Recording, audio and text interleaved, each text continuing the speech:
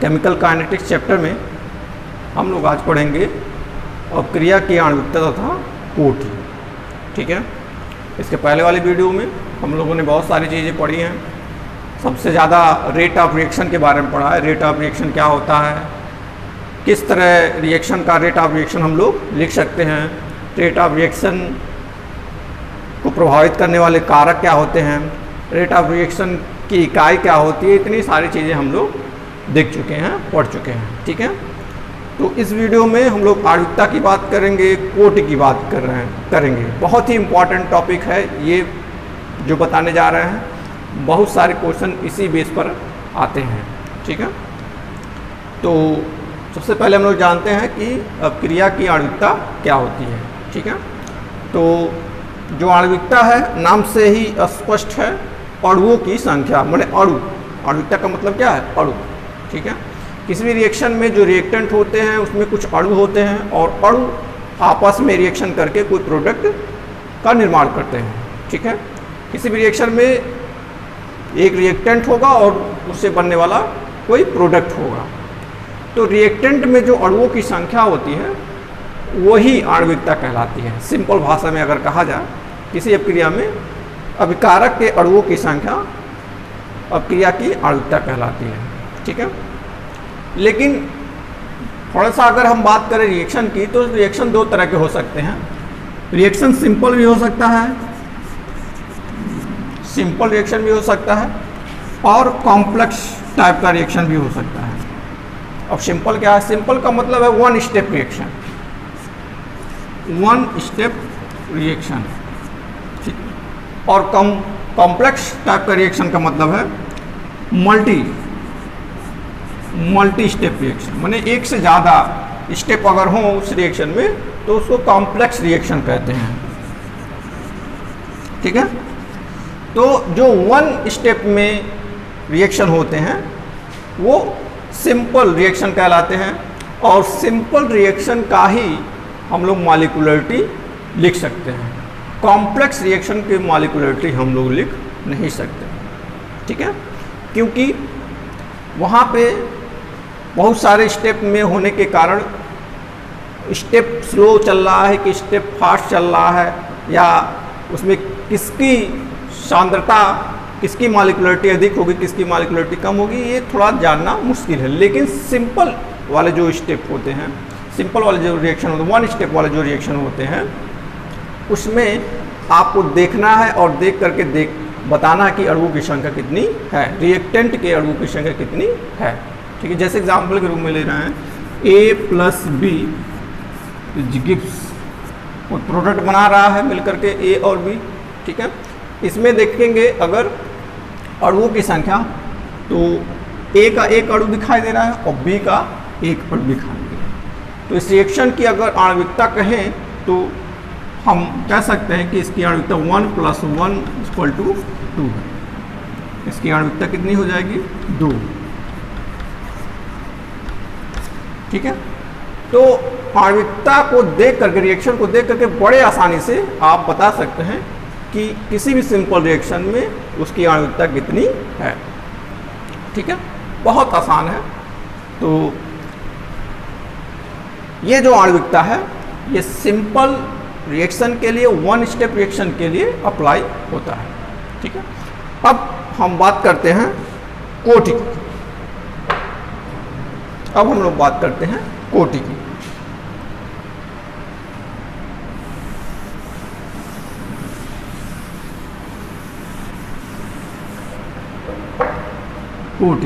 कोटि की इंग्लिश होती है ऑर्डर, कोटि। ठीक है, कोटि क्या होती है, कोटि को समझने से पहले इसको एक एग्जाम्पल के थ्रू समझते हैं। जैसे यही एग्जाम्पल हमारे पास था, A + B गिव्स P। ठीक है, इसके पहले बता दें आपको कि कोटि एक एक्सपेरिमेंट वैल्यू है, मतलब कोई भी रिएक्शन है उसको एक्सपेरिमेंट करेंगे, एक्सपेरिमेंट करने के बाद ही हम बता सकते हैं कि अपक्रिया की कोटि कितनी है, जबकि मॉलिक्यूलरिटी में ऐसा नहीं है।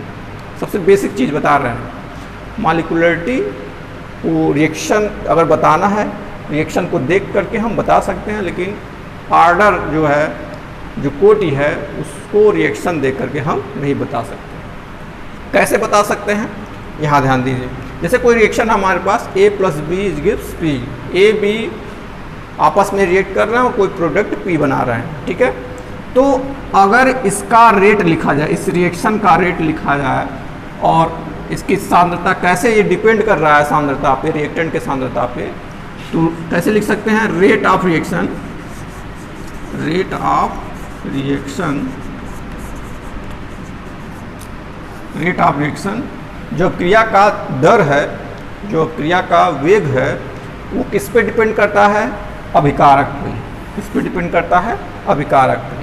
तो किसके समानुपाती होगा, कंसंट्रेशन ऑफ A के समानुपाती होगा, क्योंकि इसी पे डिपेंड कर रहा है, तो इसीलिए A पे कंसंट्रेशन होगा, कंसंट्रेशन ऑफ A के समानुपाती होगा और कंसंट्रेशन ऑफ B के समानुपाती होगा, ठीक है। अब ये जो कंसंट्रेशन ऑफ A और B दिखाई दे रहा है, इसका कुछ पावर भी हो सकता है, इसको x मान लेते हैं, इसको y। A के पावर कुछ हो सकता है, B के पावर कुछ हो सकता है।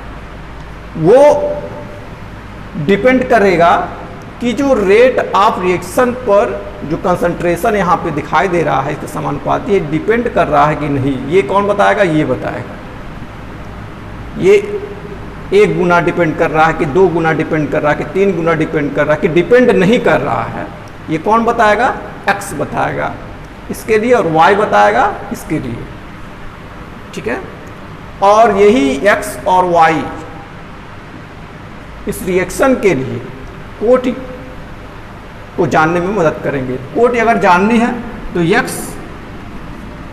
+ y को जोड़ दीजिए, जो आंकड़ा आएगा, जो वैल्यू आएगी, वो कोटि कहलाएगी, ठीक है।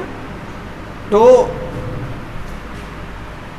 इसको थोड़ा सा और हल करेंगे, अगर हम थोड़ा सा और सिंप्लीफाई किया जाए, तो rate of reaction, short form में लिख रहे हैं, समानुपाती को इक्वल टू में बदलने के लिए क्या स्थिरांक लगाते हैं, जिसका नाम है k, ठीक है।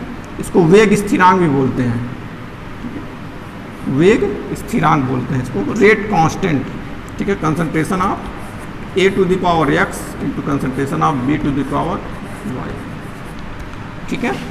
एक तरह का हमारे पास सूत्र भी है ये, इसके लिए, इस रिएक्शन के लिए, ठीक है।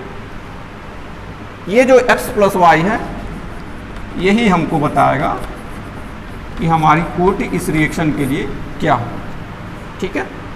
और ये तभी पता चलेगा जब हम एक्सपेरिमेंट करेंगे, रिएक्शन को लैब में ले जाएंगे और देखेंगे कि A का कंसंट्रेशन हमारा कितना डिपेंड कर रहा है, डिपेंड कर रहा है भी कि नहीं कर रहा है, B का कंसंट्रेशन डिपेंड कर रहा है कि नहीं कर रहा है, कि कितना कर रहा है।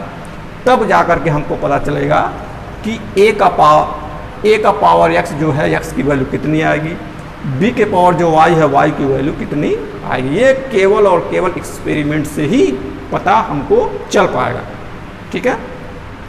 तो ये कोटि क्या है, हमारी एक्सपेरिमेंटली वैल्यू है, ठीक है। इसको ध्यान में रखिएगा, बिना एक्सपेरिमेंट के हम लोग पता नहीं लगा सकते हैं, ठीक है। जबकि मॉलिक्यूलरिटी में ऐसा नहीं है, एक्सपेरिमेंटली वैल्यू नहीं है, आप देख करके बता सकते हैं कि इस मॉलिक्यूलरिटी किसी भी रिएक्शन की कितनी होती है, ठीक है। अब थोड़ा सा आगे अगर हम चलें तो एग्जाम्पल के रूप में देखें।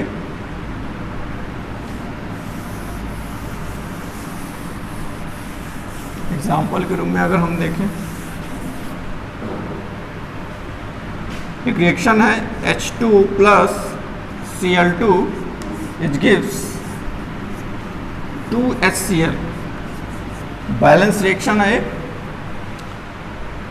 हाइड्रोजन का एक मॉलिक्यूल, Cl का एक मॉलिक्यूल, दोनों मिलकर के क्या बना रहा है, HCl का 2 मॉलिक्यूल, ठीक है। अब इसका रेट लिखना चाहें, रेट ऑफ रिएक्शन,